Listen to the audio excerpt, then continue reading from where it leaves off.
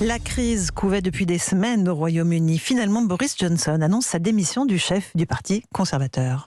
Oui, un Premier ministre poussé vers la sortie de son parti, donc, mais aussi du 10 Downing Street. Résultat d'une série de scandales et d'une cascade de démissions au gouvernement. Anaïs Cordoba, vous êtes notre correspondante à Londres. Boris Johnson a pris la parole en début d'après-midi. Oui, dans un discours d'environ 5 minutes devant Downing Street, Boris Johnson a tiré sa révérence. Il s'est adressé aux Britanniques et aux 14 millions de personnes qui ont voté pour lui en 2019.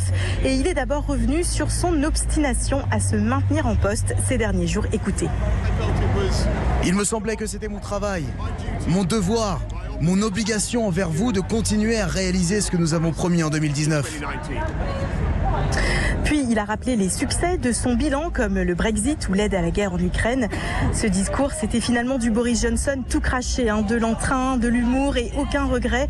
Il n'a pas prononcé une seule fois le mot démission et n'a fait preuve d'aucun remords quant aux scandales qui ont émaillé son mandat. Mais en fin d'allocution, il a tout de même dit ces quelques mots empreints d'humilité. En politique, personne n'est jamais indispensable. Et notre excellent système darwinien va produire un nouveau chef qui aura autant à cœur de faire avancer ce pays durant les moments difficiles.